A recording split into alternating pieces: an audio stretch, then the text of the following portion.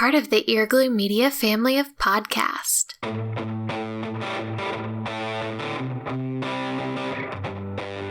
You're listening to the Cantina Cast, your home for thought-provoking Star Wars talk. Join Albert and Jonesy in breaking down the latest news, trailers, movies, and of course, your favorite characters from a galaxy far, far away. Hello, everybody, and welcome to the Cantina Cast. My name is Albert Padilla, and this is episode 305, The Rise of Skywalker, The Final Hype. This is the show before the big show. We will finally, this again will be the last show before the main movie comes out this Thursday, and hopefully we'll get our editor to crank this out for you ASAP, although no promises. But joining me live from the red carpet is none other than our very own Jonesy. Jonesy, welcome to the show, and how are things looking there in California?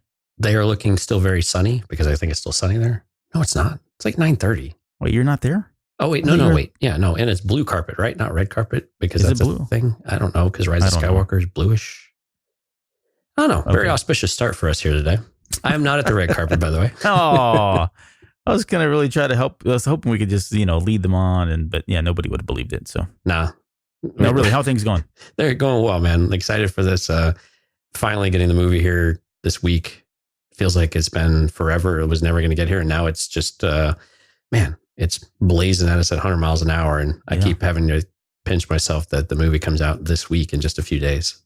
Hop, skip, and a jump away. So we're recording this on Monday, December 16th. So this is the night that they are doing the red carpet premiere. As we were recording this, it doesn't look like the movie started, or still I'm seeing a lot of pictures of the celebrities, arriving, in the pictures of their gowns and their tuxes and, typical fanfare stuff. But does this get you excited for anything? Is this like, do you follow this stuff? Because I can tell you right now, I don't.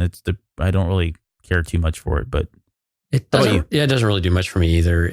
I don't know. It's kind of nice to see everybody in one place, though. I think for anything, it's nice to see all the actors, and even when in past releases we've had George Lucas and other people show up, and I think it's always fun to see who is there to watch the movie, because you kind of want to get their idea of what it is after the fact, and the formal or the final push will happen, of course, first thing tomorrow morning with another round of interviews and just a deluge of every single show under the sun for the next 2 or 3 days. But it doesn't really do much for me, to be honest with you, except it's kind of cool to watch the Twitter feed and see what's going on where. I don't know. Some people really get into this stuff, though. But yeah, absolutely.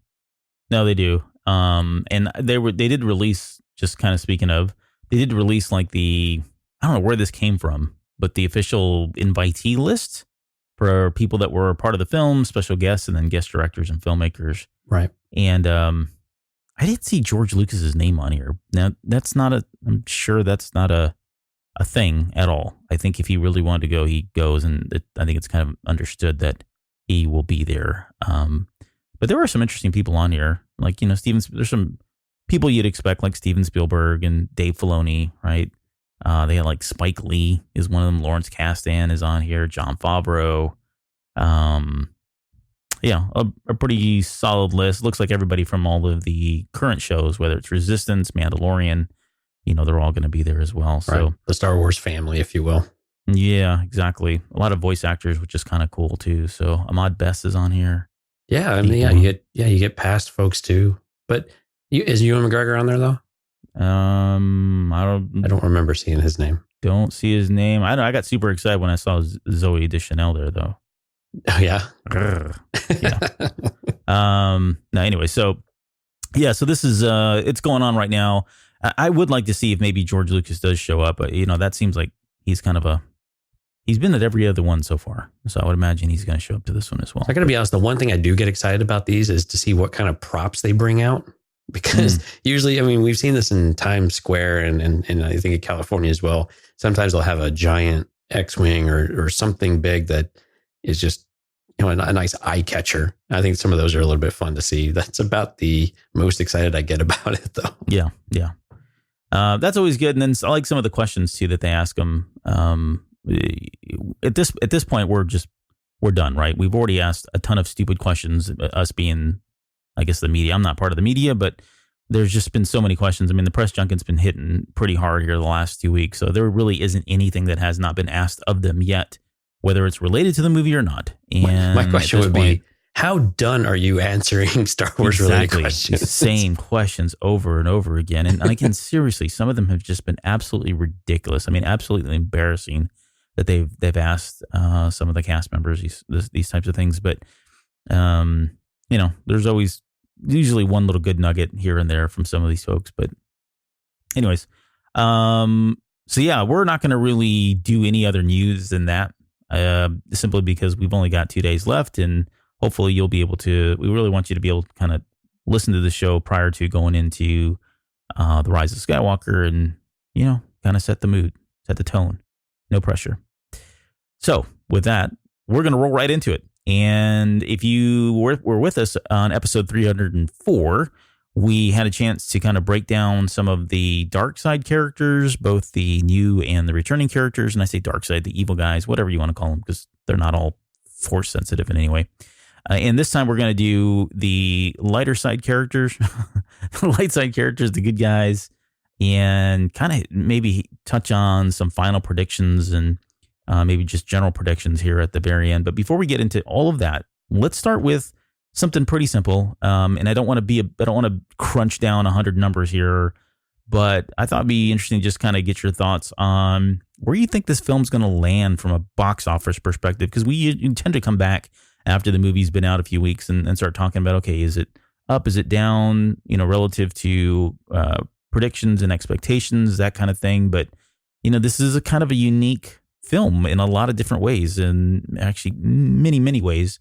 The least not being the final film of a 9-movie saga. And, it's wrapping up a trilogy, and, there's huge pressure, and the expectations are just through the roof right now at this point. But with all that said, do you think this movie's going to land more or less where Last Jedi did, Force Awakens? Do you think it's going to do less? What are you looking at? Yeah, I think that's the question a lot of hardcore fans are thinking is it going to do better or worse than The Last Jedi, right? Because they're concerned, or maybe curious is more the better word, of what the fallout from all of the fan dissent there was from that movie, and whether or not it's been able to recover. But really that kind of goes to some of the casual fans too, and how well they've been able to energize and excite people for the last movie. And I can tell you, this past weekend, I was visiting some friends, and no joke, 2/3 of the people in this place were talking about Star Wars. And I don't think that it's because Star Wars, everybody's just a Star Wars nerd or whatever you want to call us. But I think it was just, there's just been so much out there, and people are getting excited that it's hard not to believe the movie isn't going to do really, really well. And what did Last Jedi do? Like 1.33 billion at the end of the day globally? Yeah. Something like that. Yeah. So I think it does. I think there's a chance for it to go north of that. I don't think it's not going to hit anything near Force Awakens. I don't think, even with it being the last in the saga, I still don't think it's going to do that. But I think it's going to do it enough to drive a better box office performance than Last Jedi. But it's going to have to do it. I think it's going to have to do it really in that first weekend. It's got to have a really solid weekend. But it's got to keep it going throughout the holidays. It's really got to bank on these first 2 or 3 weeks here and really capitalize on everybody being out of school and a lot of people being out of work and go on that route. But where do you think it's going to fall? I don't know. I almost think I think there's 2 paths, or I guess 2 factors in this that will ultimately determine how much money it makes. I think the first factor is just the general audience and maybe even the critic reception, right? If it's a highly reviewed movie, that tends to bring in just a number of folks on its own merit, right? If you have a movie that's at 99%, 98% on Rotten Tomatoes, or in the 90% on Metacritic, or whatever rating system you want to follow, that in itself brings in just a number of people that may not even be really interested in the movie. They maybe have a slight interest, but because it is of that caliber, again, this is assuming this is a widely and consistent reviewed movie, that it's high. I think that brings in a subset of people, a specific group. That's one factor. The other factor, I think, is really kind of boils down to whether or not this movie is able to kind of deliver on what it's set out to do. Does it wrap up the trilogy? Does it wrap up all 9 sagas? Is it a movie that we can all get behind, whether you're on the side of The Last Jedi versus The Force Awakens, on the side of the prequels versus the original trilogy, or the original trilogy versus the sequel trilogy, right? I mean, there's all these different factions within Star Wars. If this is a movie that has something for everyone, and everyone can walk out of this feeling united, whether the movie was good or not, that we got something out of it, depending on where our fandom is, then I think that plays a role into it as well. I think if you had both of those going for it, then yeah, I think I could see this thing doing more than maybe The Force Awakens, especially when you factor in the global market. But I'm with you. I don't know. I think it's going to be hard to hit. Yeah, Force Awakens was such a phenomenon when it came out. And exactly. Yeah. But even if we look at that as kind of the basis, so I like your point about the review.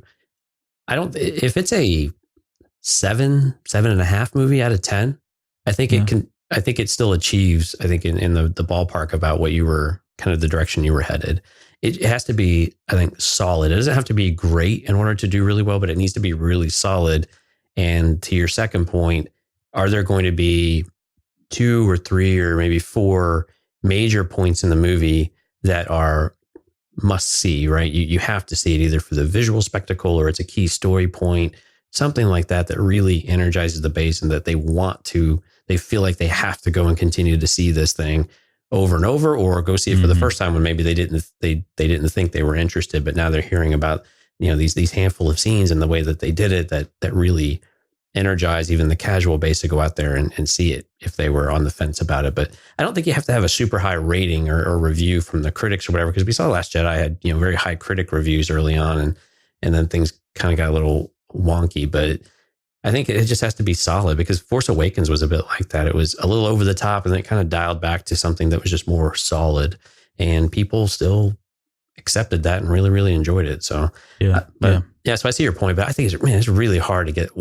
to really hit that number that Force Awakens did, because it was just so, everything just straight. It was like lightning in a bottle, and it's difficult to recapture that. And third movies and trilogies are a little bit of a hit and miss type of thing about how well they do. Return of the Jedi didn't do quite as well as Empire Strikes Back, but we've seen other franchises who have had a slight uptick in the closing chapter rather than another decrease. So it's a little difficult to predict in that area, but I think, again, last movie in the saga, seeing it go north of Last Jedi, I think is probably a bit of a safe bet, even if the movie is not as well received as maybe we hope it would be. Yeah, I think that's fair.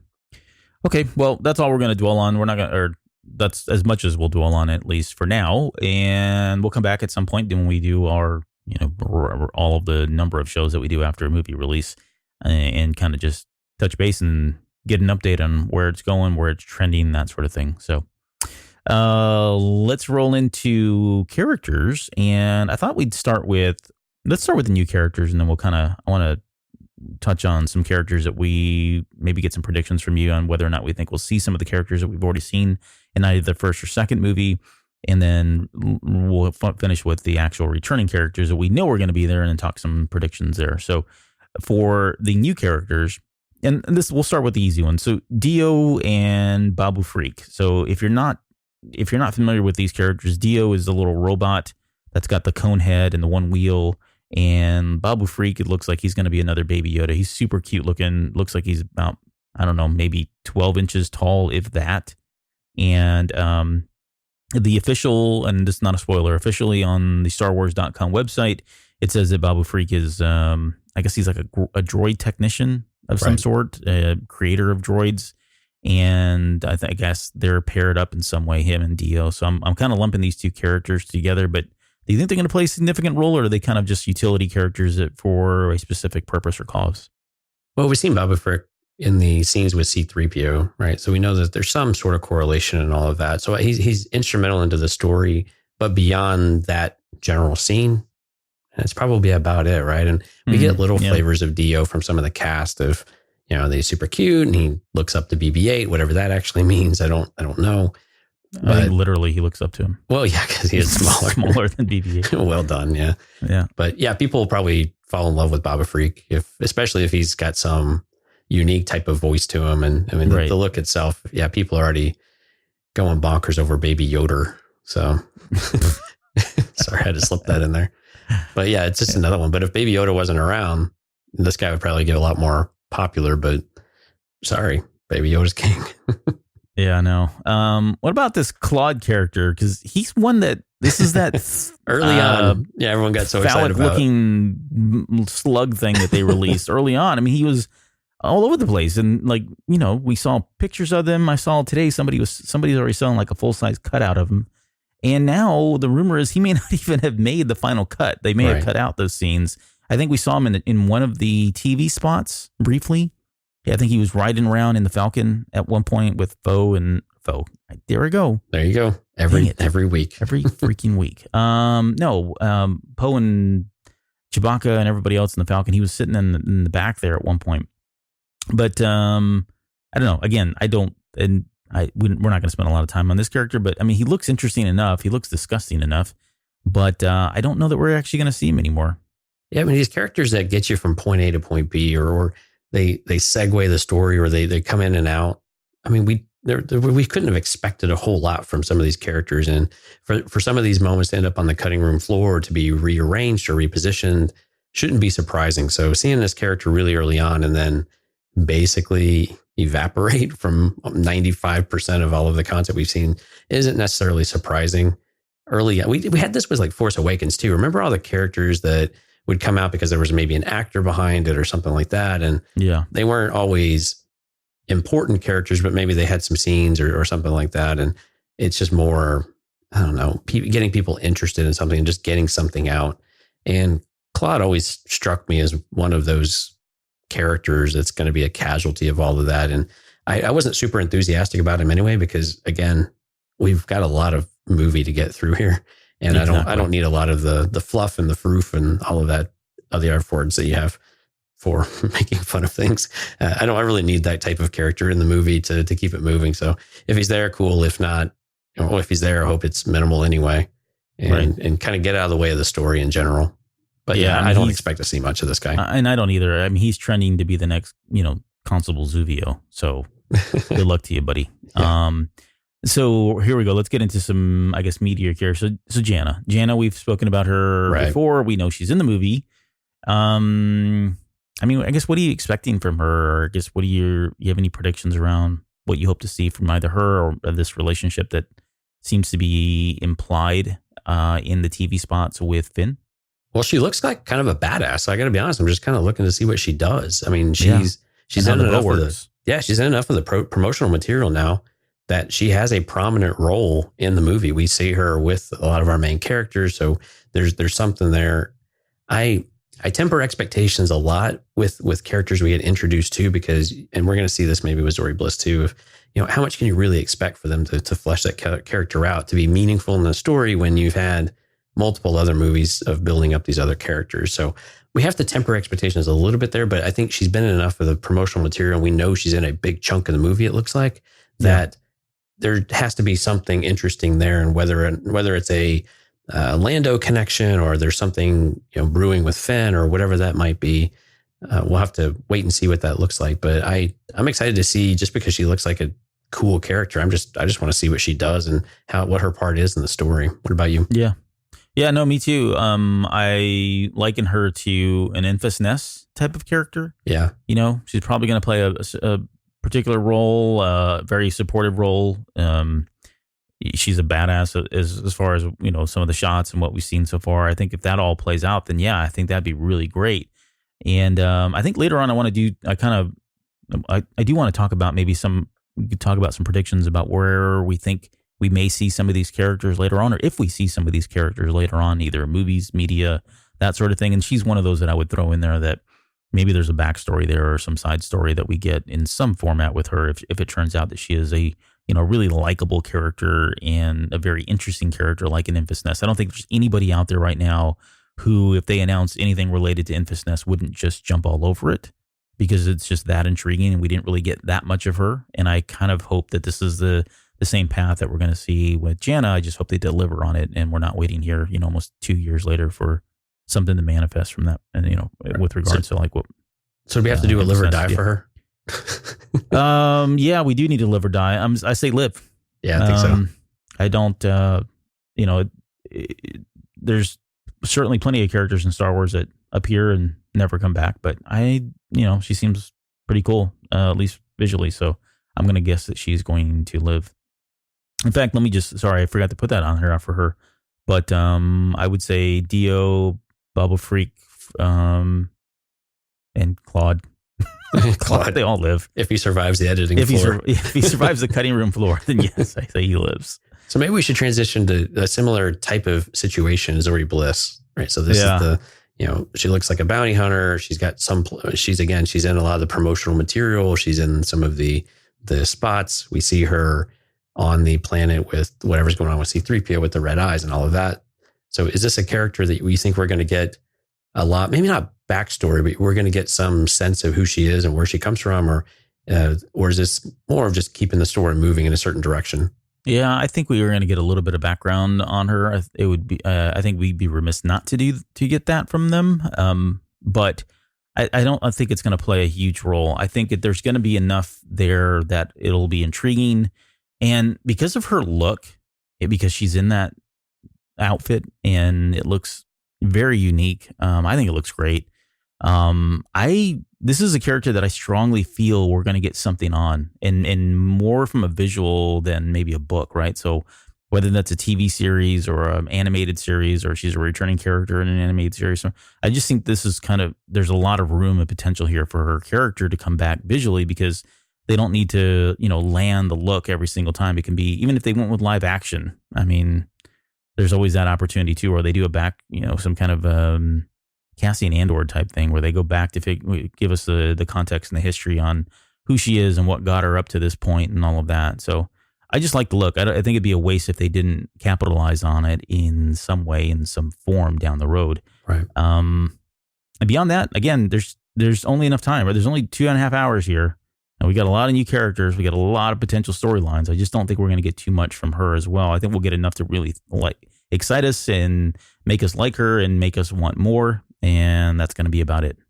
How about you? Yeah, and I think the comparison with Enfys Nest is really good, because if we really think about what Enfys Nest, like what we actually got from that character, it really is all at the end of the movie. We didn't really get a whole lot of that character at all, except for the visual aspect that she played throughout throughout the rest of the movie as a kind of a soft antagonist, right?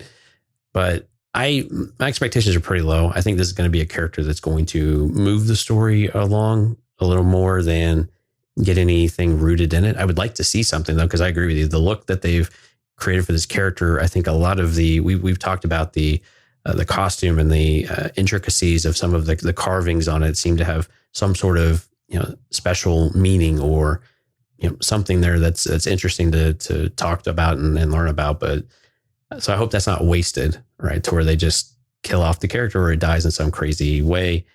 But again, is she going to be instrumental throughout the entire story? That's a little tougher to answer. And if she's a bounty hunter, why would she stick around? I guess is part of my question. So if she's not a bounty hunter, then okay, then you can recruit them and maybe they could stick around for the rest of the story. Or unless we're going to go with this bounty hunter with a heart thing all over again, which is happening a lot of. But so that's kind of my general prediction. I think she will probably leave the story before the end is my guess. But she lives. I think she lives though. Yeah. The only thing that makes me wonder if she's going to live is there's a moment in one of the trailers where Poe is screaming no, and he's screaming at the top of his lungs, and I don't know, and I do know spoilers, and so I want to disclose this. This is one of the ones I don't know. I really don't know much about her character from a spoiler perspective. There is a rumor, and it's been rumored in like public forums, not like in spoiler channels or anything like that she has a history with Poe. I think it was one of the interviews or something that was done maybe about a month ago that came out. If that turns out to be true, then maybe that's him screaming because her ship blows up. I think there's one cut of the TV spots where you see a ship get blown up, but I think it's an X-wing. If I'm not mistaken. Yeah, an X-wing on fire without a wing, plowing into something that's going to finish it off. And I think that's meant to mislead us, because everything we've seen so far from her, including the Lego set, is Y-wing, that she maybe flies a Y-wing. So I don't know. Who knows? But that would be the only thought I'd have as to whether or not she were to die. But I'm going to go with Liv as well for her. Okay. Which leads us to, I guess, the final, quote, new character. And he's by no means a new character, but Lando Calrissian is back, as we all know. And again, I don't. This one's really hard for me, because there's definitely a hole that I think his character is trying to fill. Some of the characters we're going to talk about, whether or not we see them pop up again. But when we last left The Last Jedi, they were in really dire straits. Leia had sent out the distress call. Nobody answered, including Lando Calrissian. And so from that perspective, I'm guessing he's going to be back in that capacity. He's going to be a returning hero, senior leadership type role that with Holdo gone and most of the resistance forces kind of decimated as a result of The Last Jedi, they kind of really are in need of some just veteran, seasoned, well-experienced type people. And I think this is where Lando Calrissian comes in. Now, I think true to his character, he's probably not going to stick around and want to be a strong integral part. Maybe he's been there for the last, 6 months to a year, or maybe he's just now showing up. Either way, I don't think he's in here for the long run. I think he's here to do whatever he's got to do, and then after this is all over, he's going to move on and go on to his next gig, if you will. But yeah, I'm pretty excited to see the character. And again, we've talked about the L3 connection. I want to see him fly the Falcon. We've seen that in the trailer. We've seen the TV spots. But whether I'd like to see him kind of lead a battle again, like we saw in Return of the Jedi, that would be kind of cool. So what about you? Yeah, I think, the one thing I think we want to see is, how does he get back involved? But is there some way that they've been able to craft an interaction with Leia and to have some sort of moment between them, either to acknowledge Han or to have some kind of carefree moment or something like that, to bring those two characters back together in some way? And I think, and not really for any purposes other than that. And again, it kind of keeps giving us closure a bit on the real life people that have gone away and some of the characters that have gone away. And so I think that's where I'm interested with him. And yeah, for him to step into leadership role, I think is important. But how do they do that, and who recruits him, and do people really care at this point about some of these old heroes? Will be interesting to see what that dynamic is. And they might skip some of that stuff and just say, yeah, oh wow, it's Lando, and he was instrumental at the Battle of Endor and all this other stuff, and that'd be great. But get an idea where he is, and yeah, if he has a moment with L3, that would be kind of cool. But the question, Albert, does he live or does he die? Sounds like you think he lives. Yeah. I mean, it's Lando. Well, and you don't have to kill off every historical character, every original trilogy character, right? I mean, It's okay if some live. We don't have to completely erase the past or kill off the past or end the past, whatever you want to say. Just because the saga's ending doesn't mean only the new people can survive. So I think Lando is one of those guys. He just, like you said, he's a survivor. He finds a way out and on to the next cherry gig. So we've got Live. We skipped over one character, and this is Dominic Monaghan's. Monaghan? Did I say that right? Is he going to be in? I think we just spent more time talking about him. He's going to be in the movie. Beaumont Kin is the name of his character. Never trust anybody with a city for a first name. Sorry. Beaumont Kin. So that is his character's name, and I don't know. This is another. He does feel like it's a. Hey, I like Star Wars. Do you have a role for me? Sure. We have this character here. Does he have a name? No. How about Beaumont Kin? Sounds good. When can you start? I mean, it seems like this is how it all played out, right? And he's now got a role in the movie. I don't think he's going to be an integral part of much of anything. He seems to be connected to Rose from the TV spots. And it looks like a lot of his scenes, or at least what little they've shown, seem to be all around what I'm guessing is kind of like either in the middle, second act battle, or towards the very end, the finale kind of thing. So, right. I love the guy though. The actors, I love him. We do. He's been in movies that we love, of course, but most likely probably a bit of a filler role, but maybe a recurring filler role that he's present, right? Yeah. And do we care if he lives or dies? Nope. I'm gonna say die. Just because we have nobody, everybody's lived so far. Yeah, sure. Okay, we'll go with that. or we would never go back to him to even know what happens to him. Right. Yeah. Yeah. That's probably more likely to happen. Let's talk about some returning characters that we saw pop up in either the original trilogy that we know are still around, or just recently in like The Force Awakens, and not in The Last Jedi. But this is I've got Wedge and Snap, and we can throw more in there. I mean, it'd be great to get like a what's his name, Shiv, and all the guys from like all the characters that we met up with in what is that, Battlefront? Battlefront. Is it Shiv or Shriv? Shriv, sorry, not Shiv. Shiv, something different, buddy. Yeah, no. Yeah, Shriv. But yeah, there's a lot of characters in there, and we saw Lando in there, so we knew what he was doing something with the Resistance and kind of working side gigs and helping them out. But yeah, there's a lot of characters, but I focused on those two because we've seen them obviously on the big screen already. But like Wedge, do you think we're going to see him back? And what about Snap Wexley? We get him back at all? I hope we see Wedge, because I think to your point earlier, it'd be great to see another in the field type of character and in the field, historical character come back, and someone that we really, really like. And there's a relationship with Snap, of course, through his mom, and a kind of a mentor relationship already, but of course, romantic involvements with Snap Wexley's mom in the books and the Aftermath books in particular.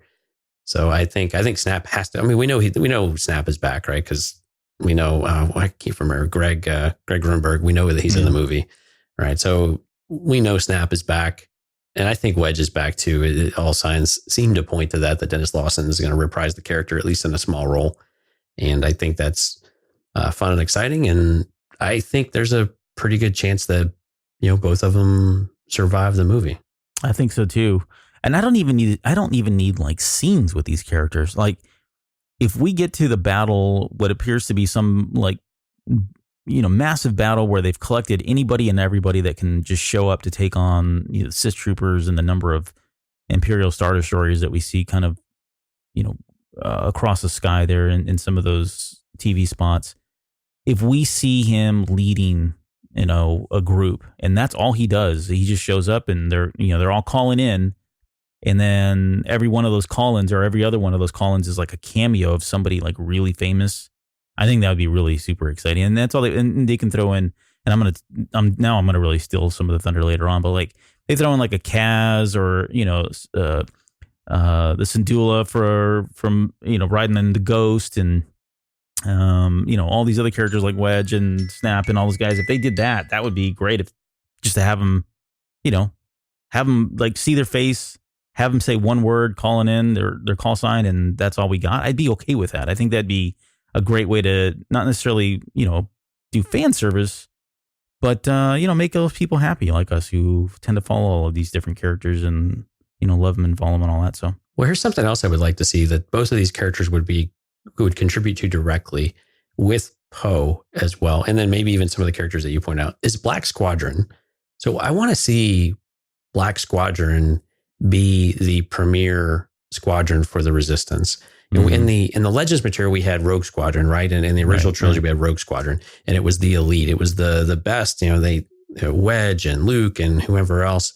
I would really like to see in our space battles that we have a group of pilots that really are fantastic and that really are something special as a unit, with great leadership with Poe and of course with Wedge's contribution and Snaps as well. I think that would be really fun to see on screen, even if it's only for a minute or two, something like that. I think it would just be really cool to finally see that and get some sort of visual representation of the amazingness of certain squads in the Resistance / Rebellion type of era of pilots.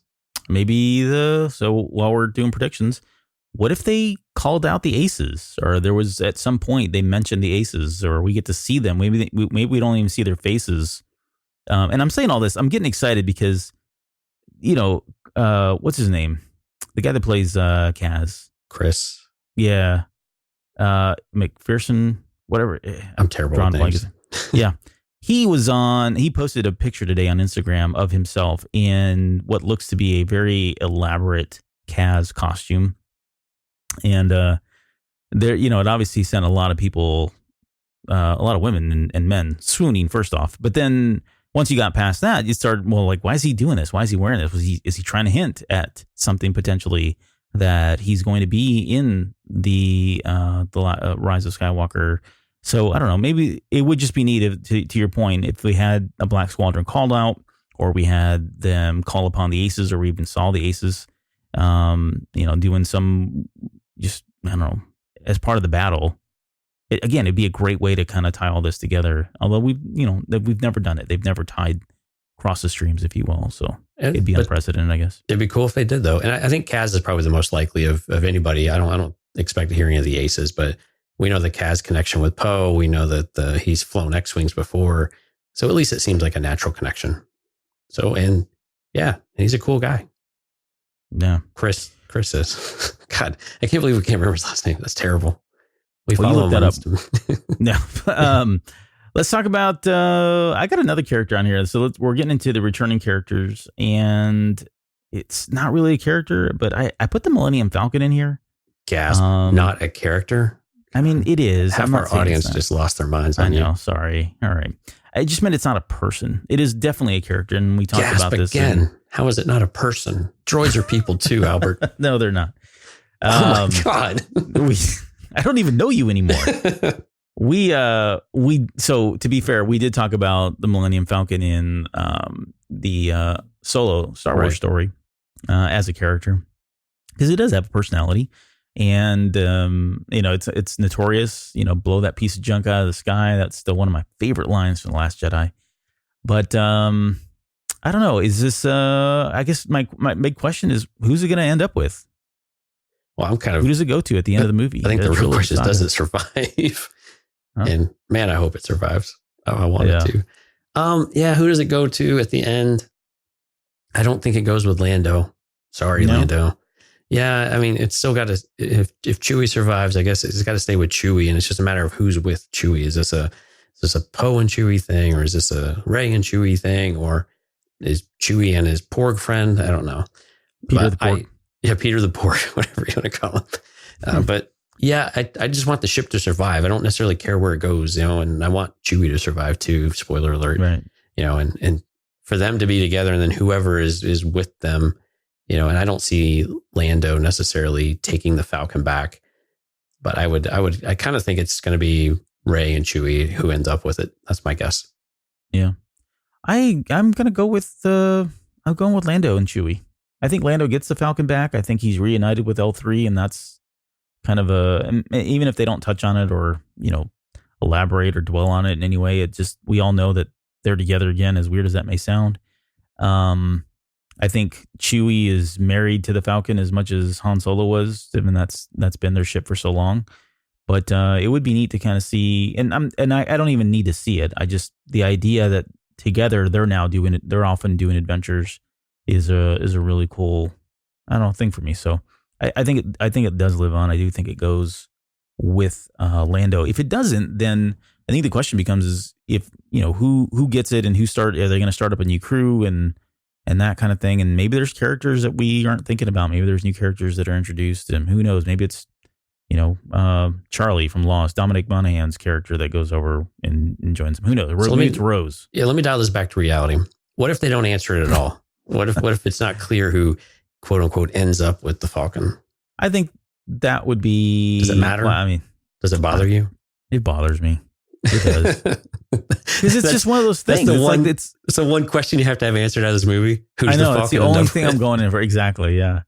I mean, it's one of those things with the Falcon. Like there's a precedence here that's been set that it gets handed off from person to person, and it's usually Lando or Han Solo or whoever. But it's not going to make or break me, I guess, if it doesn't happen. But it'd be disappointing. All right, on to the droids. How about BB-8, 3PO, and R2-D2? We going to get a heroic moment for BB-8 or R2 this movie? Yeah, I think that's kind of that's his thing. He's already had one in every movie that he's been in, BB-8.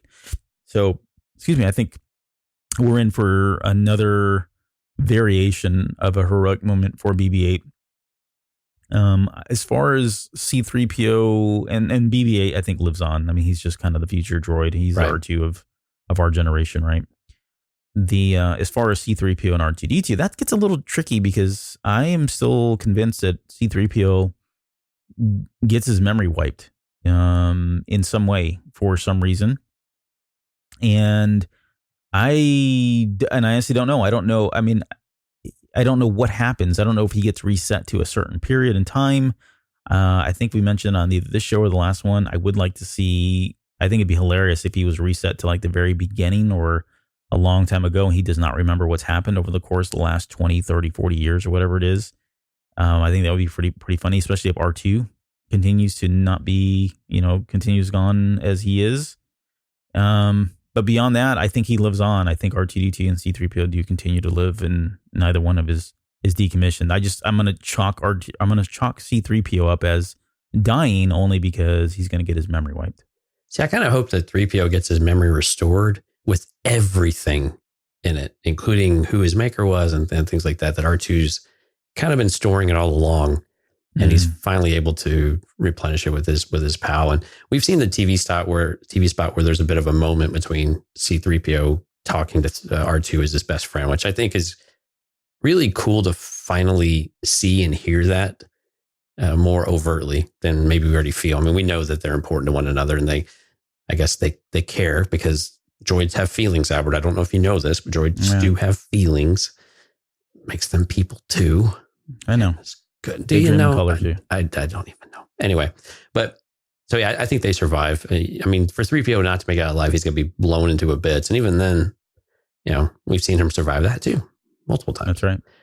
But I hope that there's some sort of moment that R2 gets to, quote unquote, be a hero or save the day a bit, even though it's most likely going to be relegated to BB-8. But I think we want to see R2 still have that moment again with his, as much as he, as big of a role as he played both in the prequels and original trilogy, for him not to have something or to at least contribute and help, and him and BB-8 have kind of a tag team, back-to-back partner moment, I think would be pretty neat too. I'd like to see that, I think, more than anything else.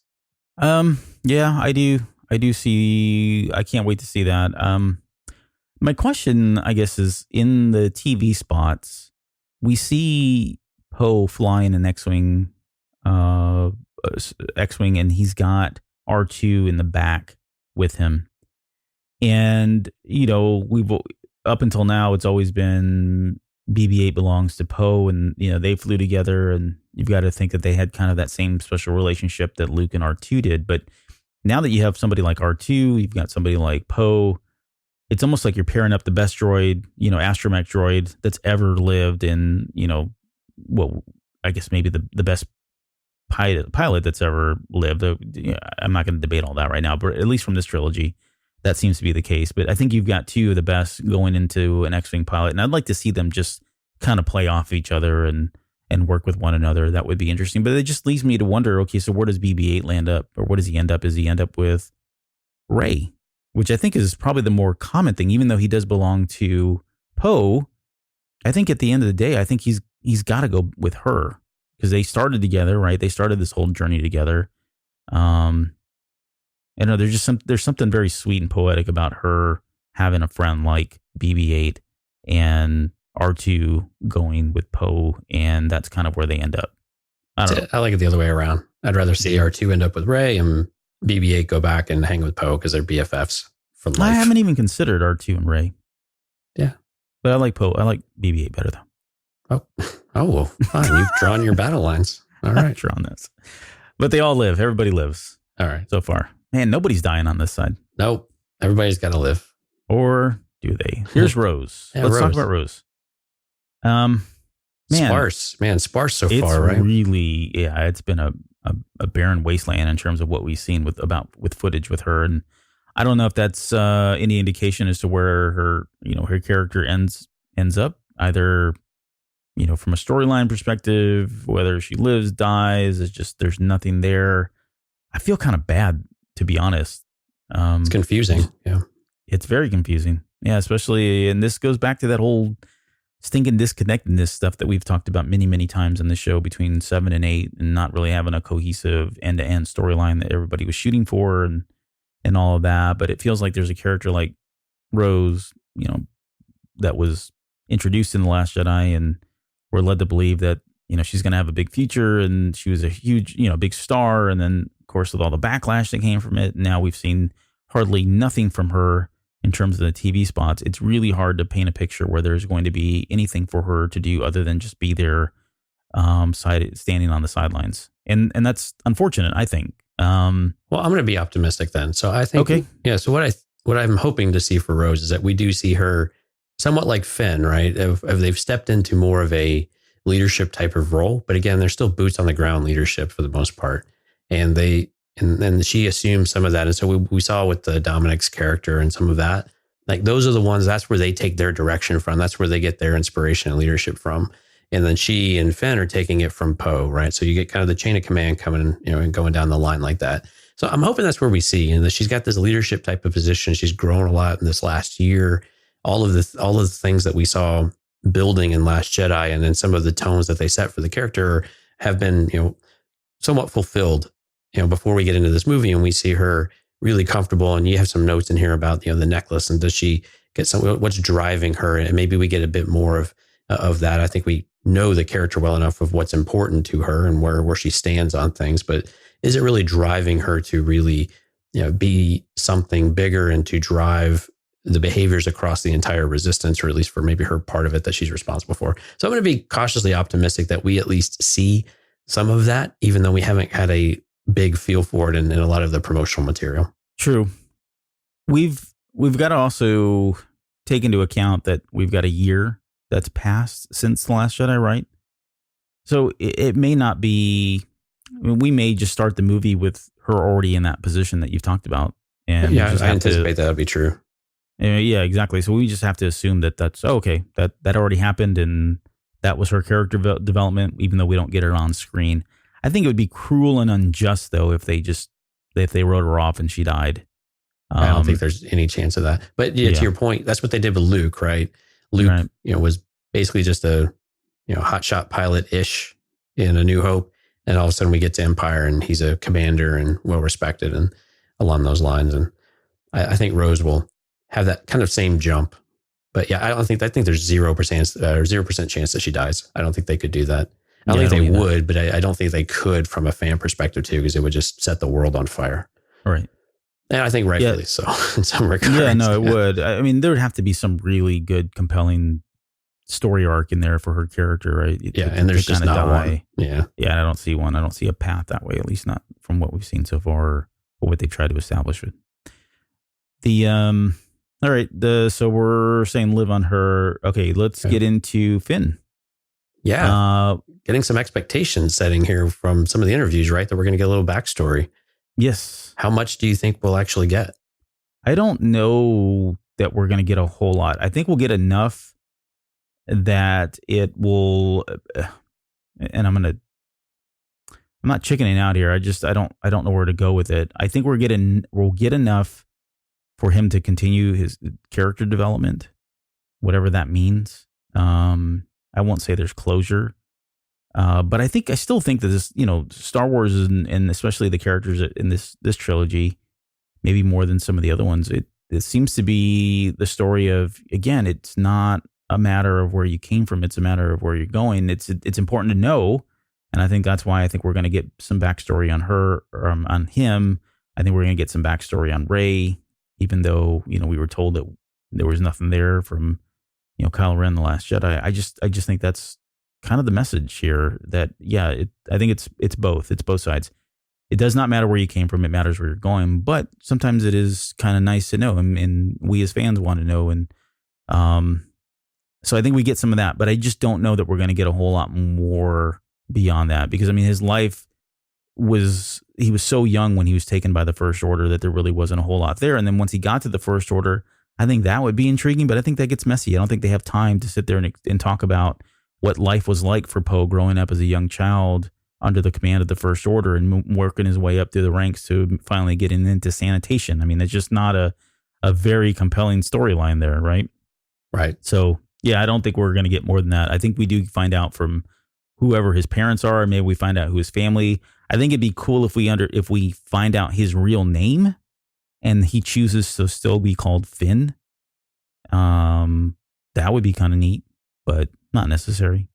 Yeah, I think it's more about enriching the character for us, right? He's been a bit, we've had moments of growth and interest and things like that, but he still felt a little two-dimensional to me since Force Awakens. We had, he felt like he was really central to Force Awakens. We were being taken on his journey, I think, as well as the others, where Poe felt maybe a little bit flat in Force Awakens. Finn was more dynamic, and then both of them fell a bit flat in Last Jedi. But I think we just want to see the character get more well-rounded, like just to learn a little bit more and pick up a bit of that story. And I'm with you. I don't think we need to see a lot to really feel like we get that, but I think we need to resume that growth of that character more so than what we saw in Last Jedi, where he was still trying to run away. And again, he did evolve a bit, but I think we want to see him have a little meatier part here, but also just bring his story a bit full circle for us and give us a better idea. Now, how they do that is really, I'm kind of perplexed how this even comes up, or why it's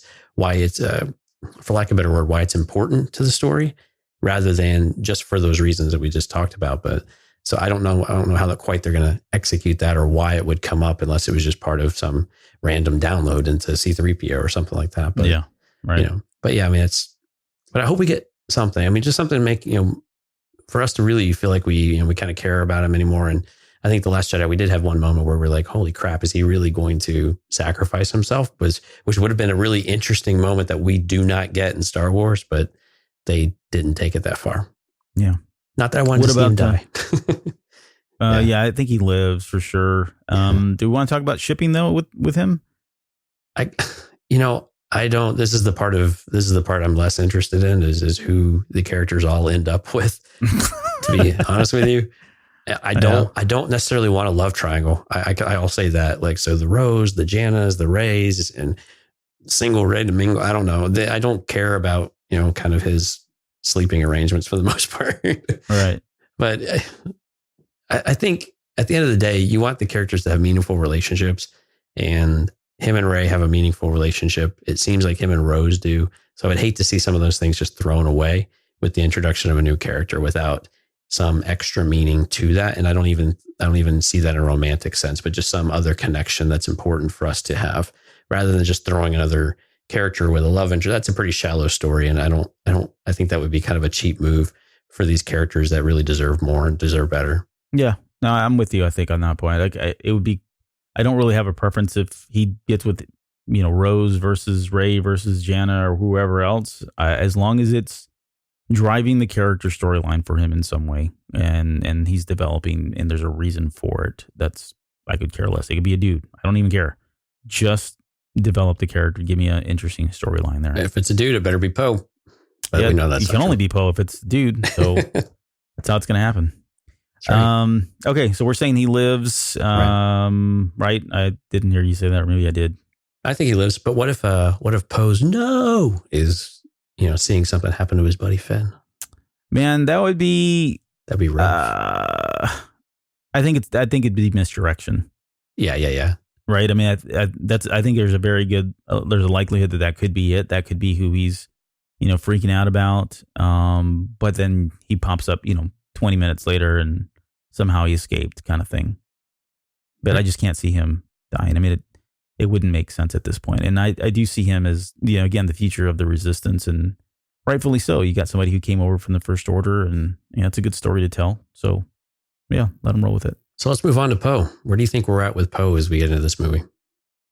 Well, I mean, from where we were with The Last Jedi, Leia was kind of passing the torch to him. She was beating with the torch, but yeah. Yeah, pretty much. And so I guess I was fully expecting to see him in that kind of a role. What I've seen from the TV spots and the trailers, I don't get the sense that he's in that role. He seems like he's still, and not to say I wouldn't expect him to kind of be leading everything, especially with Leia still in command. But I would have expected him to be more, in the background, calling the shots, that sort of thing. But he seems to be right there, boots on the ground, at the front lines. Still the soldier. Stuff. Yeah, still the soldier. I mean, he's still donning the orange jumpsuit and popping into X-Wings. So I don't know. But sorry to interrupt, but like you've said before, what you've liked about the Anakin Skywalkers and even the Darth Vaders and even the Kylo Rens is that they're leading from the front, right? They're in the mix with their people. And I think resources are so scarce that I don't think they can sacrifice anybody, especially when you have someone of the caliber of Poe, who is presumably the best pilot either in the galaxy or at least in the Resistance. If we want to throw Ben/Kylo in there, but at least in the Resistance, he seems to be the best pilot. So for him to lead from the front, it's natural for him, right? We got that feeling from The Last Jedi is that even with his leadership style, it's going to be, I'm in the mix. He can't be in the background. I think especially where he's at, his character's age-wise, I don't think that makes much sense. But I think that's still where we're going to see him. And quite honestly, cinematically, that's a lot more interesting than being in the background. Yeah, no, you've talked me into my own point. I appreciate that. Yeah, and in terms of like him living, I think he has to live. I think he is, if Leia's tagged him as being the future of the Resistance, then so be it. And I don't know. I think there's a lot of story left to be told with him, whether it's in books or TV format. I mean, you name it. He's already made. I mean, he's one of the few characters from the sequel trilogy that's already appeared in 2 other forms of media. We got him in comic books, we've had him in regular books, and we've had him in Resistance. Right. So he's been everywhere. And I can see that continuing, that trend going, especially with if somebody like Oscar Isaac is willing to continue to reprise the role and he seems excited about doing it and loves it. And, he is Poe Dameron just as much as probably Lando Calrissian is, Billy D. Williams and vice versa. So, yeah, I can see him continuing on and still being a part of all the major storylines yet to come. Yeah. Give me some Black Squadron content, people. Yeah. give me what I want. So do you think we'll get a scene? Do we get any scenes between? Do we get this? We've been talking about it for I don't know how many shows now and alluding to it, but do we get a Kylo versus Poe Dameron, dogfight? Do we get them teaming up together if there's a redemption arc in there? Nope. I think Nothing? I think it's all limited to Rey. I think that's important. I think that's a good thing too, is that let's stress the connection and the relationship side of things between Rey and Kylo/Ben and keep that focused, right? Let those two be the counterpoints to each other rather than introducing a lot of other characters. Will they cross paths? Maybe, but any meaningful moment is really, and all the material we've seen, I don't think we've seen Kylo in the mix with anybody except Rey from the Resistance, have we? Mm-hmm. And that seems realistic. If they're both on this converging journey, they're the two that should meet. We know that Rey's with the rest of her band a lot of times, but we're also starting to see promotional material now that she's isolated on her own and presumably with Kylo at times, but also is it an adversarial or is it a, partnership? But I think keep it all that way. I think Poe is outside of all of that for the most part. Yeah. Chewbacca, we've talked about already. Do we get a reunion between Lando and Chewbacca? Do you think they're going to dwell on that moment much at all? I hope we have a moment to acknowledge Han. We've talked a lot about that, and including and Leia as well, right?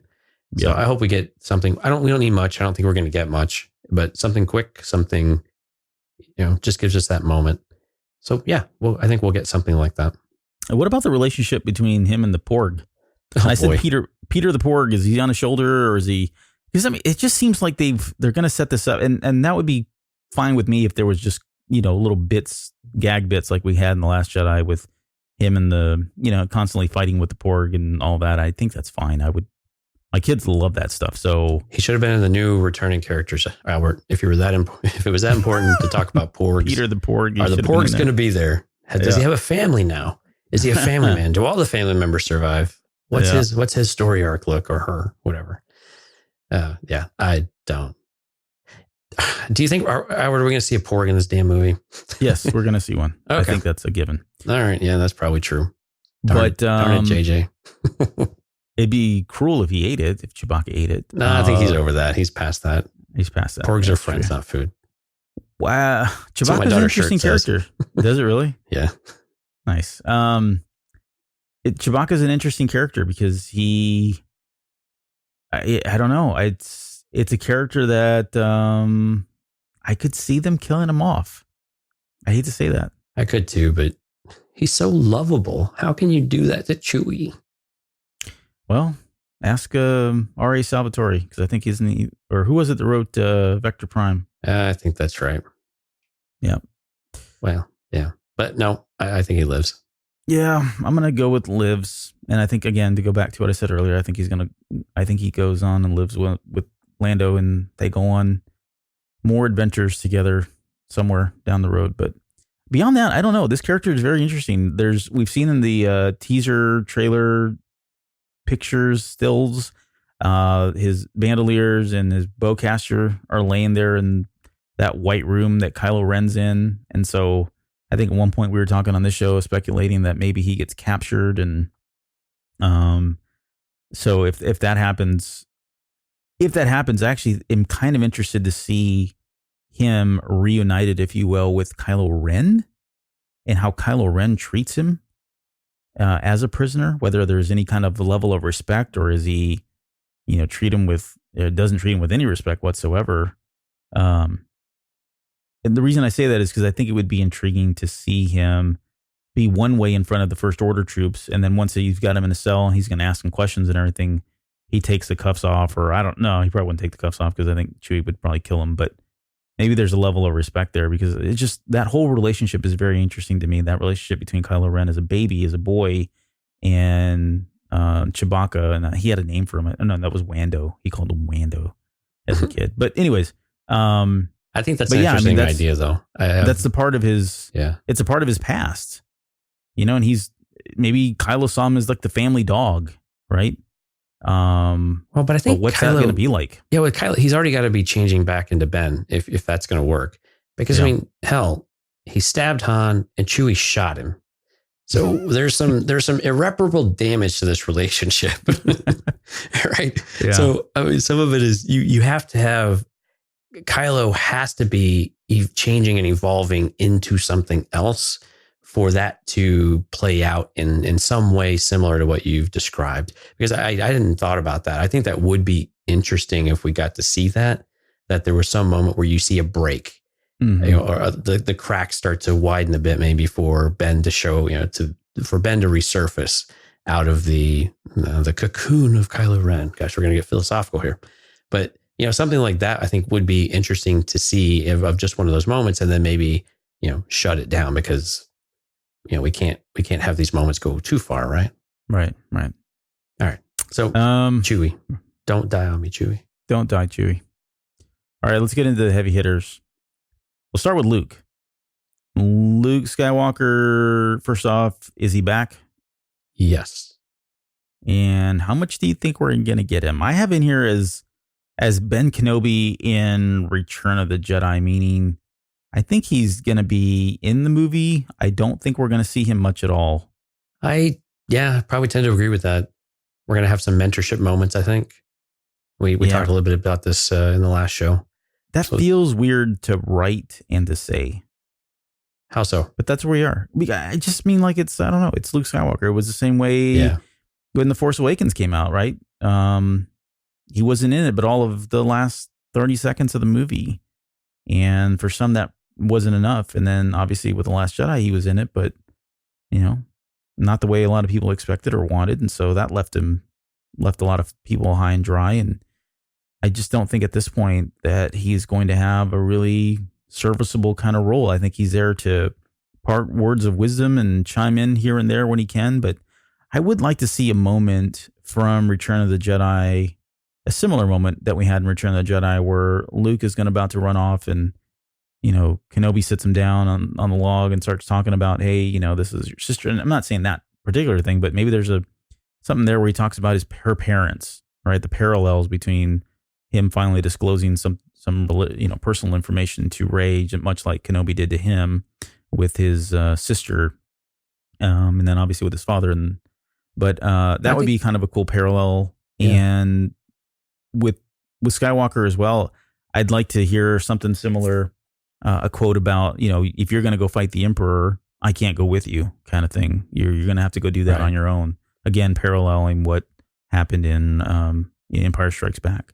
Yeah, I think you're right. It's having a candid conversation where you are more peers than mentor-mentee, right? And you can have the honest conversation, and you can have, this is the reality of the situation. And like you said, these are if this is the path you choose, or this is the path you likely need to go, here's what you can expect. And here are the limitations. Here are the things you need to consider. Here are the things that can save your life, right? Like Yoda did as well.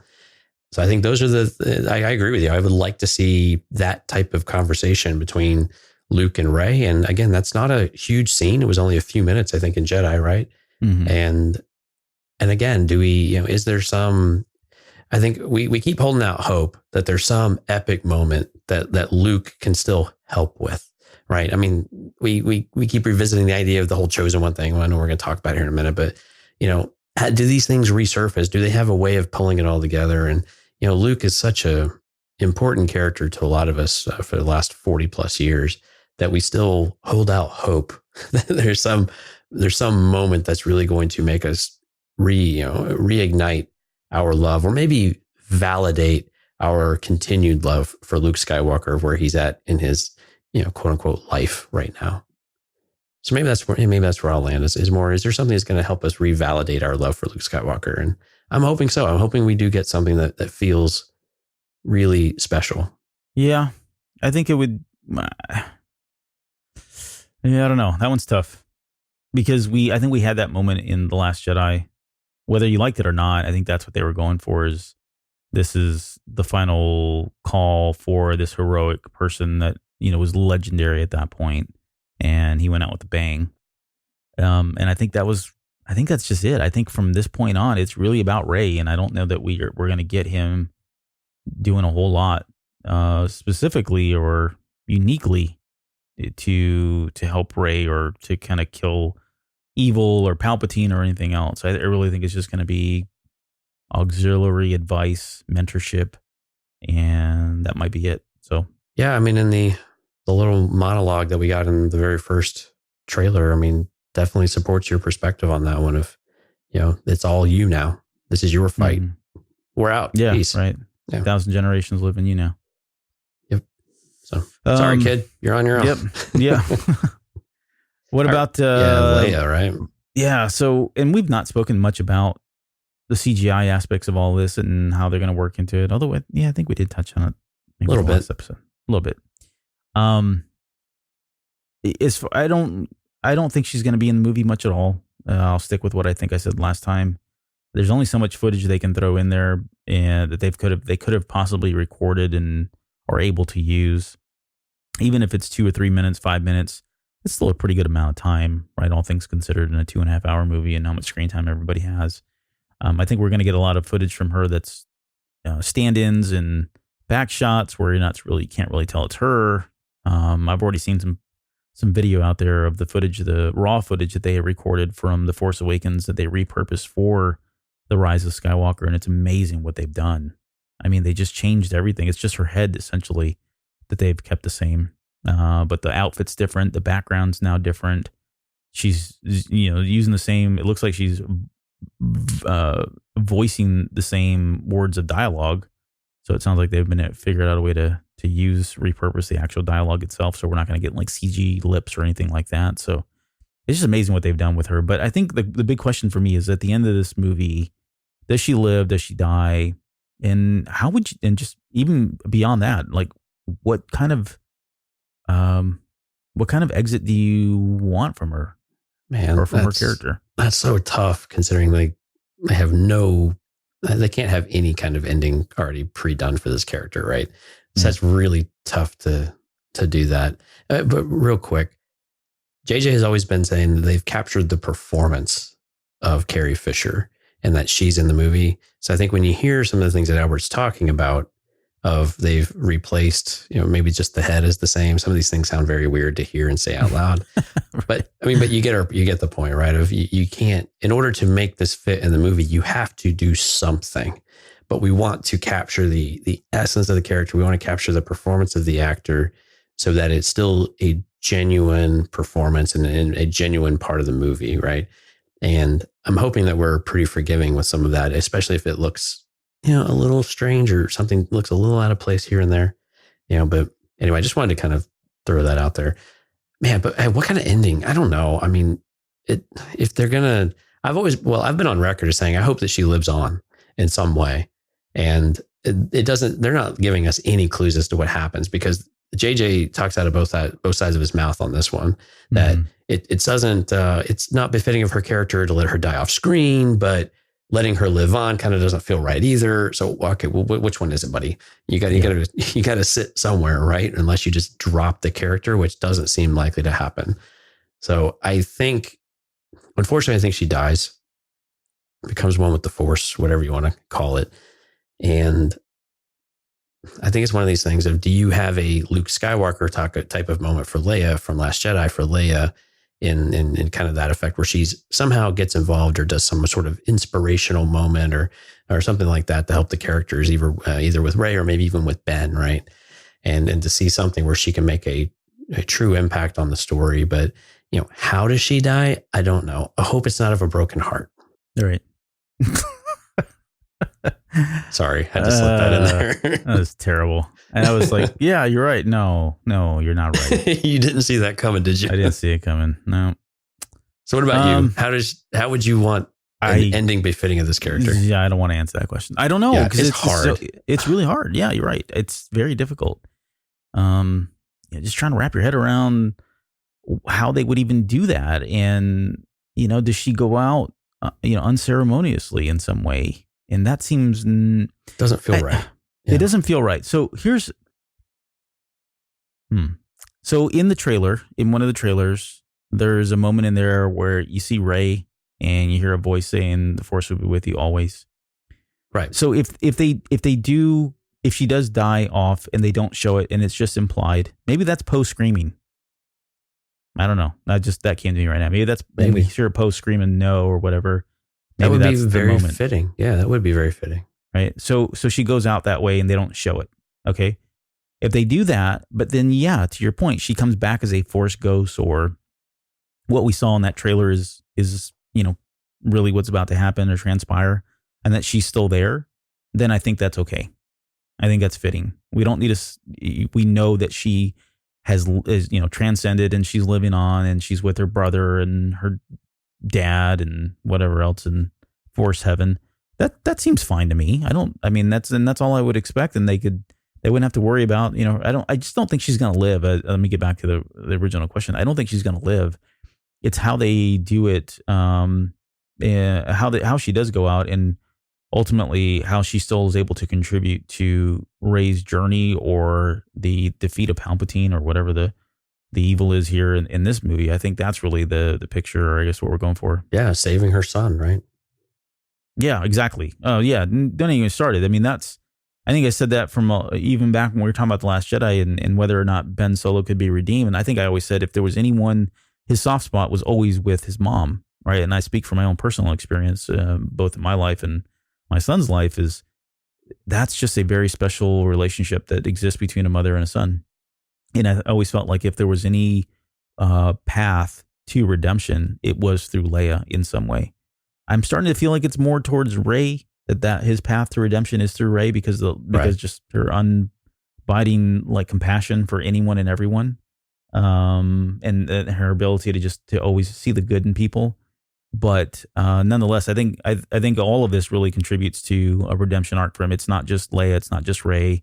It's it's the Chewie moment. If we get that, I think it's just a culmination of a lot of different things that finally push him over the edge, back into the light in some way. So, but anyways, going back to Leia, yeah, I think that's a perfect way for her to go. And at this point, I don't really have a whole lot of specifics in terms of what I'd like to see her do, just because I know the situation that's got to be really difficult, and trying to keep that character going. It's just better that they end it at this point, but that's just me. Yep. Sad but true.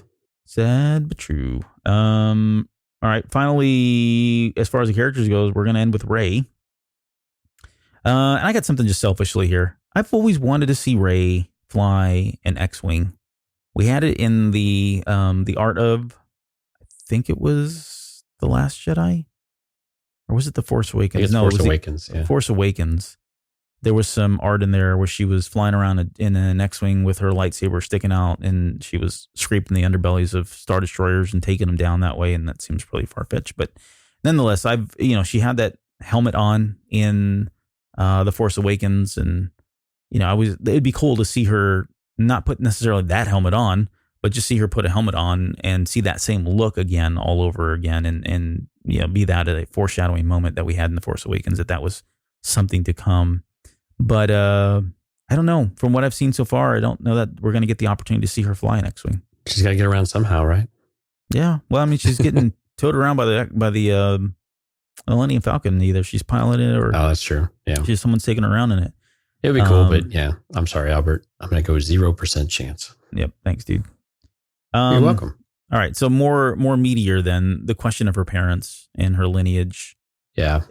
It was a thing in The Force Awakens. Kind of wasn't a thing. Kind of was not a thing in The Last Jedi. And now it seems like it could possibly be a thing again. Seems so. Daisy Ridley's interviews seem to, well, they're not even suggesting. She's saying, yeah. Oh, yeah. You're going to get the answers, but she's framing that up in a way of that it kind of to our point that it doesn't matter anymore. She's picked her family, and that's the way that she views.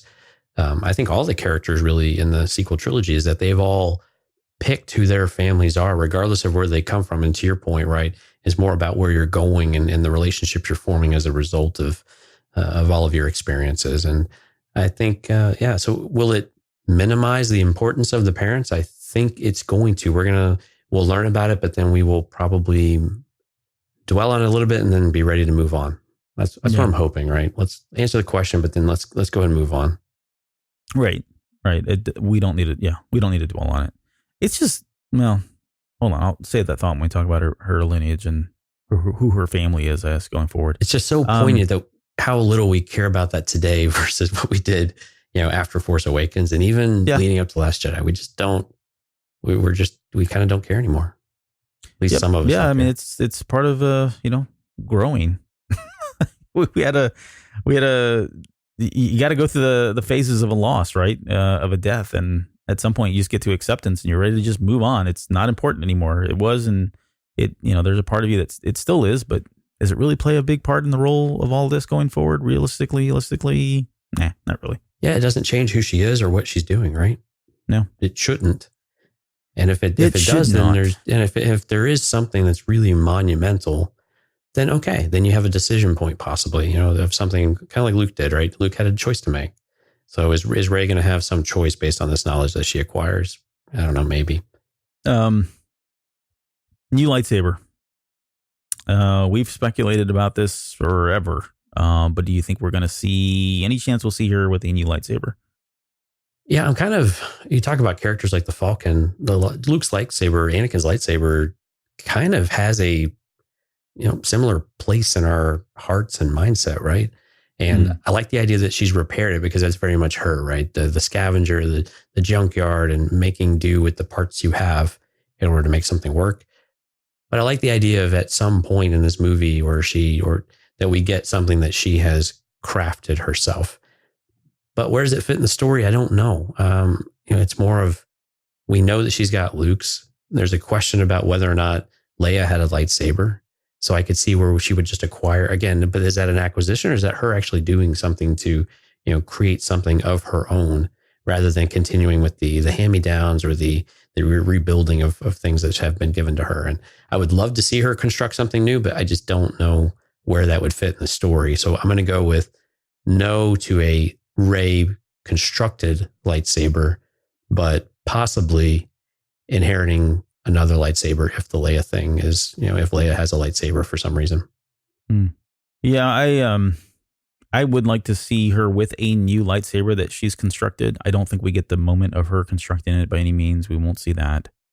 But yeah, I would like to see her with a new one of some sort at some point. And that stays consistent with what I've always said. I think I've gone so far as to say that I want to see it integrated with her staff and that she's got some kind of like double bladed pole arm, blades coming out both ends. Maybe one's a different color, that sort of thing. That seems a little far-fetched. Maybe it swings open and it's red.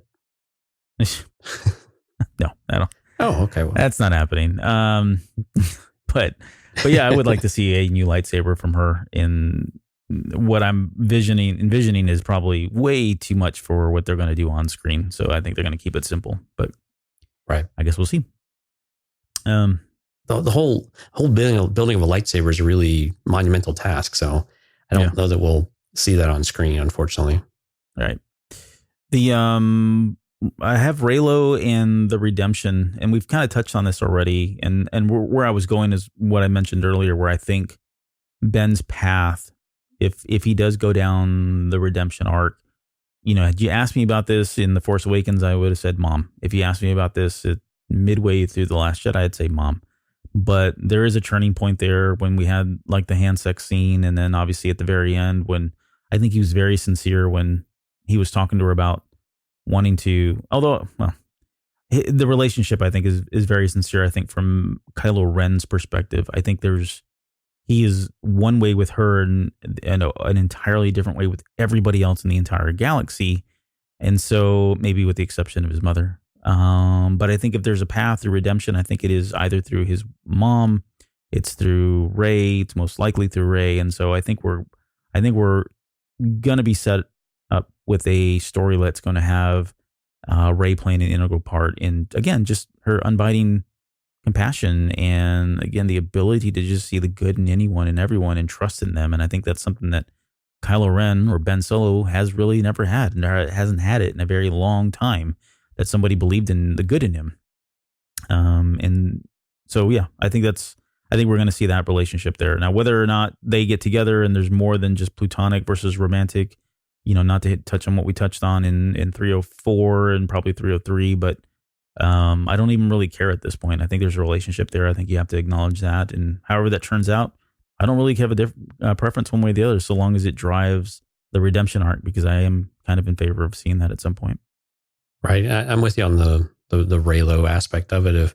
I'm kind of in the camp lately, last week or two, I've been thinking about this, of do they just leave the romantic relationship of it an open-ended question and just don't even address it in some way, or they still flirt with it a little bit, but they don't really give you an idea, right, hint at it, that if there ever was something more, right? Yeah. And they rely more on it was a really intimate relationship on some level, but we don't know if it was ever anything else. I think that would be an interesting way of not satisfying any of the crowds. Oh, exactly. It would just it would fuel the fire for both sides, right? Maybe so. And I mean, that's a little sadistic. I don't know. But yeah, I'm with you, though. Ben's redemption is going to come through Rey, I think. It seems to be the natural point, because I'm with you. At one point, it seemed like Leia, even through part of The Last Jedi, but all of a sudden, we started to have this connection. And we've seen this with when you have a strong relationship, or you have a spouse or something like that, all of a sudden the relationships in your life all change in one way or another. And the one that you rely on is that person that you're with day in and day out, or that you want to be with day in and day out. So I think that's where we're at with these two. Whether or not it's romantic or not, kind of doesn't matter. There is something special about the relationship. And like we said last week with Kylo and Ben, we really want to understand better what that is. We want to see why that's important and how it's important, and how some of these things are possible that they're achieving with the Force Skype and things like that. It seems to be more than what Snoke was doing, because it continued to happen after his death. So what does that mean? And how is any of that even possible? Those are the aspects of that story I would like to see. And again, what's Rey's future really look like, and answering a few of these questions along the way. What about so assuming, does she live or does she die? Oh, 100% live. Okay. And I'm with you 100% there. I just thought I'd ask. But, okay, so she lives. What is the future of the character of Rey? Do you think we see... I think it was Kathleen Kennedy this week, as a matter of fact, or just late last week, who said that some of the characters that we were going to see in The Rise of Skywalker will be seen again in other movie media forms, et cetera, blah, blah, blah, right? Right. Do you think this is one of the characters, or do you think Daisy Ridley is done with the character, and we'll get her in books and comics, but in terms of like live action, we won't see anything, I guess? And then I guess so that's part of the question that goes hand in hand with what's the future of Rey as a character herself. Does she start a Jedi Temple, or again, does she start the new Jedi Order, or is she just go on about her way, or is she just a peacekeeper? What do you think? So I think in the context of this movie, I don't think we're going to get those types of answers. We didn't get them at the Return of the Jedi either with Luke. We didn't know what Luke was going to do next. And I don't know that it's important for us to have any kind of, epilogue after the fact of saying, this is what this is what everybody's up to. Kind of like we had at the end of Rebels, right? I don't expect that kind of thing in this movie of saying, here's where everyone was at in 10 years, or even like Harry Potter, right? Where they had to go and revisit the characters after some time to show you the resolution of the relationships and things like that. And so from this movie's perspective, my expectations are like 5% that we will get any idea of what her next steps were. Now, to Kathleen Kennedy's comment, I think it's important to put that into some sort of context. It doesn't always mean the future of the character. Sometimes it's all of the filler in between material. And I'm with you. Well, you didn't really say this, but I have a feeling you're probably in the same boat of, I would be a bit surprised to see Daisy Ridley live action Rey anytime really soon. Mm-hmm. I would expect to see the character come up in comics. I would expect it to come up animated too. And Daisy Ridley might be reprising the role for the voice. And that would not surprise me to see her in some of whatever other material they have, whether it's Resistance cartoon or if it's something else where the character surfaces or does something. I know Resistance is probably less likely at this point, but something like that because she's right. I mean, some of these characters really resonate with younger audiences. I mean, with your daughters in particular, right? Some of these characters really are super important to them, even them and sons too, not just the daughters, but characters they look up to and characters that they've enjoyed for the last several years. And those characters have to live on somehow. And I think animated is a fantastic way of doing it. We're seeing some interesting things with the Galaxies of Adventure. It's something I always thought was really, really cool how they've done those. And can you do more with some of that? And, Forces of Destiny and some of those other ideas as well. But now if I'm to speculate, what is she going to do? Yeah. Jedi Temple, Jedi Order, something along those lines, or wherever the character ends up, this whole Jedi Sith thing.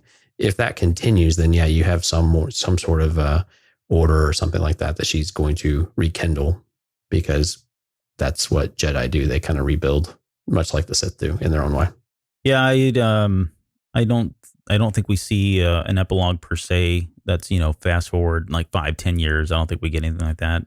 If we get anything, it'll be shortly after the events of the Rise of Skywalker. But I think she's destined to start the Jedi Order up again. And I think, honestly, from a franchise perspective, I think that's where they need to go. They haven't had, it's been a while since we've had Jedi running around, right? At least in the relative timeline of Star Wars. So I think it's time again. And with it, I think there's a whole lot of opportunity to kind of, borrow from many of the stories that we got from the Clone Wars series and some of the stuff that we got from Rebels. That would be cool to see that again. But then I think there's new stuff, the introduction of new force powers and, all the work that Luke did to kind of go out and do, uncover a lot of the secrets of both the Jedi and the Sith, and seeing her leverage that, or seeing just new aspects of the Force that we had never seen. And, I'm not saying they're going to retcon it, but he was out there doing archaeology stuff and digging into the past and going way back when. And there's probably stuff on there that we've not seen, at least in canon, that we may have seen in Legends and the Old Republic and all that. So yeah, I think we're getting set up here for a new order, no pun intended there, or just a new storylines of Jedi and lightsabers and the Force and all that. And I think that'd be cool. And I think she's obviously the right person that would kind of lead all that. So, all right, let's move on because we're getting really short on time. And we can do a quick fire round on this. Although some of these are whole conversations, if not shows in of themselves. But I guess overall, is there anything that we have not talked about that you're looking forward to seeing or you want to see coming out of the Rise of Skywalker? I mean, we want to see how Palpatine comes into this, right? I mean, I think that's the one big question we've got. Aside from that, it's how do they tie the whole saga together? Are they really going to accomplish that, right? And how are they going to do that? Including, and you've got this a little bit later on, but how do you work in the whole Chosen One aspect of this as well? And make that and embrace that and somehow answer some of those questions as well. And I think those are the major points that we need to, those are the major things that we need to see resolved, besides Rey and Kylo, of course. But when I kind of boil it down to just a few things, I mean, those are really broad. I get that. But those are the things we need resolved. We need the answers. We need to have a satisfying conclusion to where we're at if this is really the end of the saga. Do you think it's more important for them to wrap up the trilogy as it is the saga, or does it have to be both? I think it has to be both on some level. I think the trilogy comes first and the saga comes after that. But the way that they're marketing this, I think you've got to somehow tie those elements in and acknowledge the past. Again, we keep bringing this. We brought this up over the last several years of you have to continue to honor the past. You have to keep bringing some of those elements in and not discount them and not retcon them in certain ways. All of those types of deals. But you have to acknowledge the past and you have to embrace it. And you have to, again, if you're going to tout this as a saga and the end of it, then I think, you are forced to have to address and include those into your story in some way. I think you just can't get around that without it feeling like you stop short of meeting that really the requirement you set forth yourself as from J.J. Abrams' perspective of what they were looking to do and what they've touted the whole time. And that was my answer too, honestly. So I'm not going to regurgitate what you said, but I do want to see them pull it all together. If not, then first priority is wrap up the trilogy. Do you think we're going to see, and this is a wild card here, but do you think we're going to see anybody from the Clone Wars, Rebels, Resistance, or the Mandalorian in live action format here? Mandalorian is a hard no. I don't think we're seeing anybody. Clone Wars would be really shocking because that was so far in the past that would be difficult. Now, Rebels is interesting because we have Lando and he was in Rebels. But who else would you see? I think Hera and Chopper are about the only two that are probably recognizable to a lot of people and interesting to see. And Resistance, I think Kaz is I think that's actually something that you could really look into and it wouldn't be difficult to do because the character looks like the actor looks like the character. So it's pretty, it'd be pretty obvious. But I think, beyond that, I'm going to limit it really to that and not look any further than that. I think those are about the only cameos that we would really see. We were driving home yesterday and my son asked he's like, Dad, do you think we're going to see anybody from the Mandalorian in the Rise of Skywalker? And I thought, that's a really good question. I don't think we will. And then he and I just started talking about possibilities because he does like to speculate and theorize. And what we had agreed upon was if they did, that would be kind of neat if they just said, and this is really fanboyish, so bear with me here.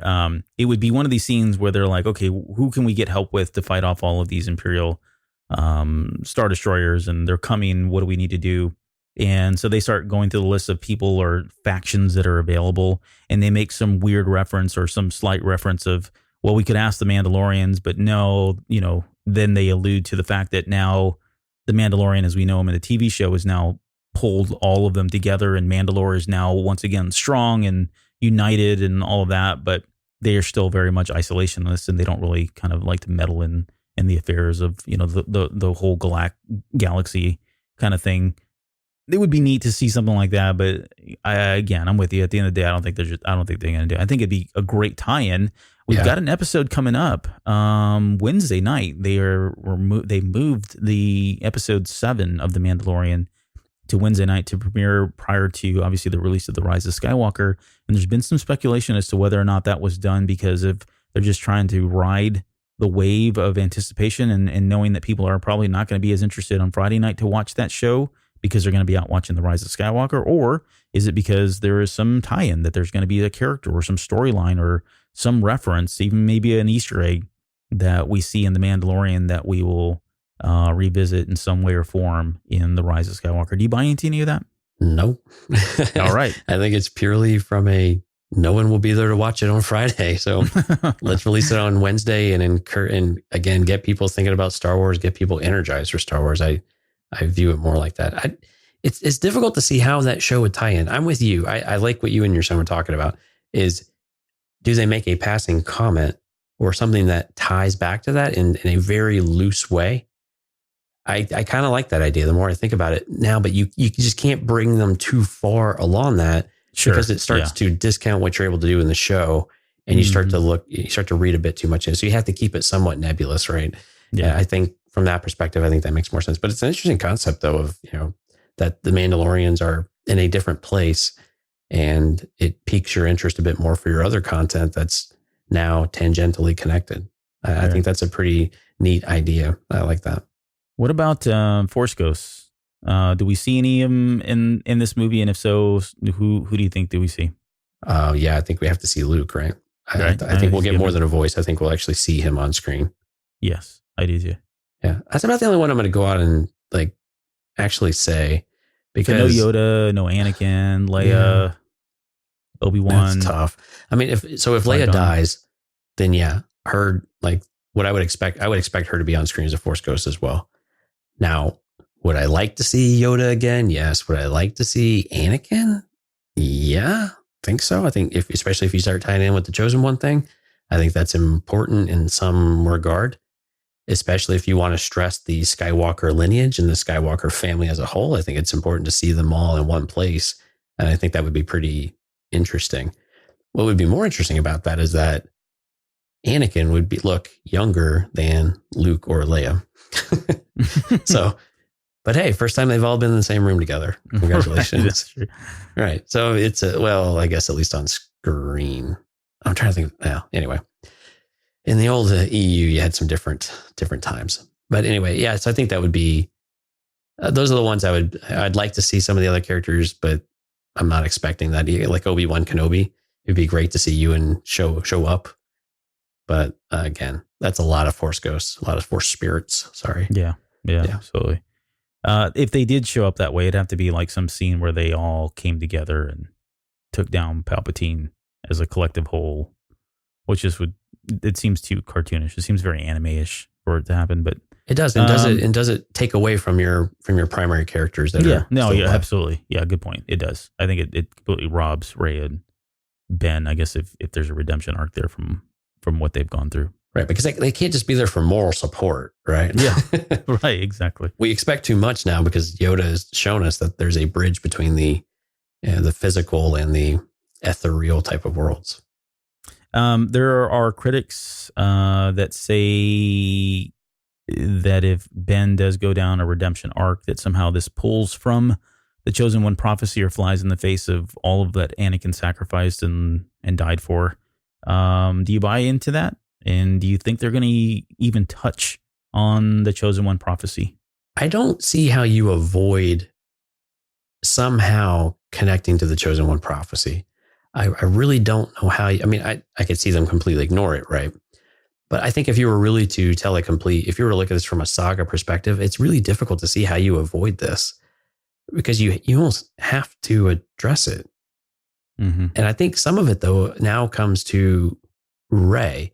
And you've brought this up a few times. Are we misreading the prophecy altogether? Has it been told to us through a certain lens that we still don't understand this as well as we would like to think we do? And of course, we've got George Lucas's perspective on it too, which is a huge pull on us. But again, prophecies are not necessarily to be taken literally. And even after monumental study, even in hindsight, you can still be proven wrong about what it actually meant because, again, we're always looking for the answer. Yeah. So do we get another variation of the answer, another interpretation of the answer? I think would be an interesting perspective or an interesting dynamic to really, for them to decide to explore. But yeah, I understand the concern though. I really do understand the concern. No, and I do I don't want to undermine the concern because I think it's legit.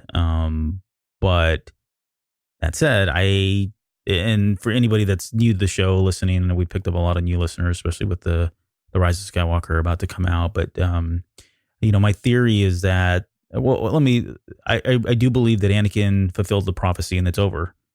Is that the only Chosen One prophecy that's ever existed? No, I just don't believe that. I feel like this is cyclical and that this prophecy comes and goes and that there are other Chosen Ones that have yet to come and they probably will never happen in my own personal lifetime. Maybe there's another one that they touch on later down the road. But if that's the case, maybe Rey is another version of the Chosen One, and this is just another part of it. So if in that regard, I don't think it takes away from anything that Anakin did. I mean, he ended he brought balance to the Force, at least from that perspective, by destroying Palpatine. And you could argue that Palpatine's back. Yeah, sure, he's back, but now we're in a different era, and now it's time for someone else to take them out. And they don't necessarily have to be the Chosen One.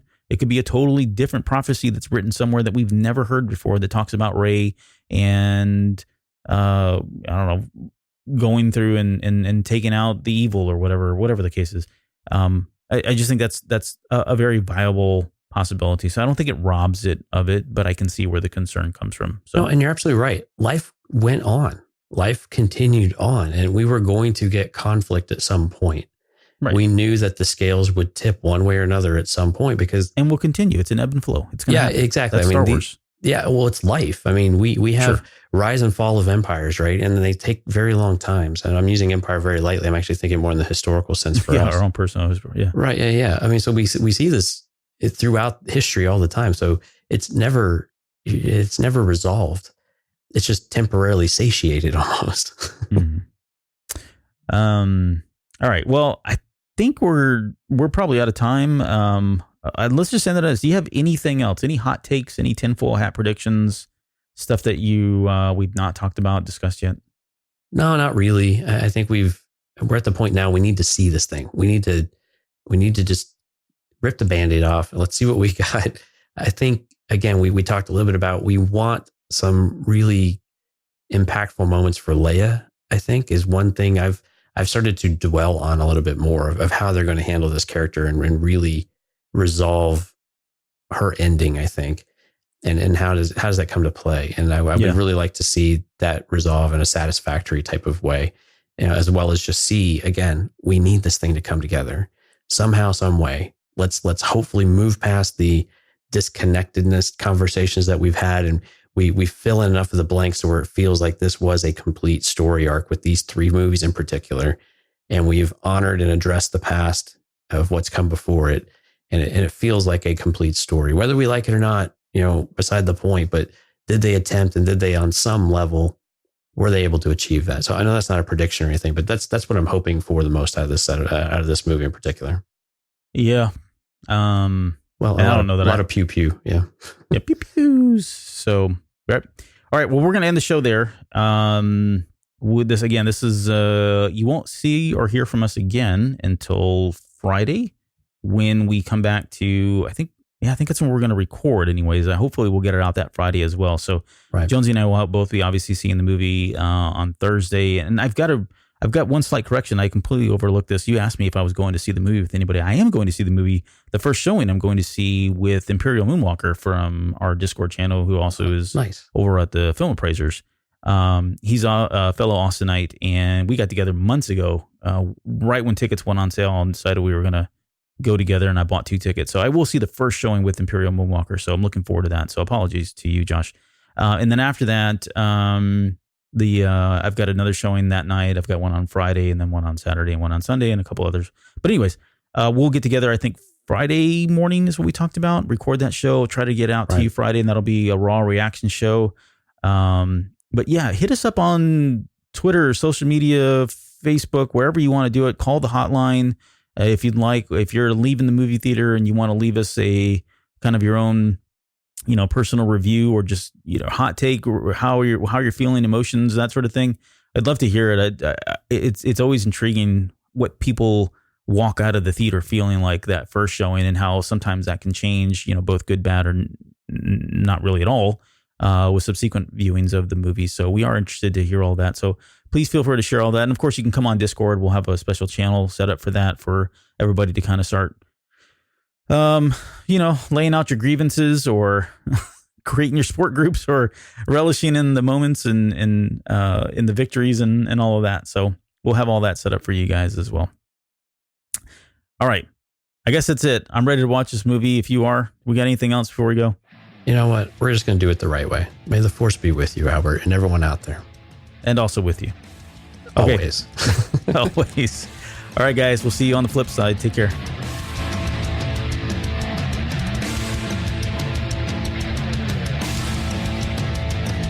You're still listening? Wow. That's amazing. Well, I'm here to give you the disclaimer. Normally we do a big, long, drawn-out disclaimer thing saying what's what and who's what and all that other stuff, but I think you guys kind of know that Lucasfilm and Disney have no affiliation with us at all, and we have none with them. We talk about Star Wars, which is their property, and all that other good fun stuff. But I think you can tell which is our stuff and which is their stuff. If you can't, well, then send a lawyer to send an email to me, and I'll be glad to chat with them. Other than that, you know what's what. So that's your disclaimer.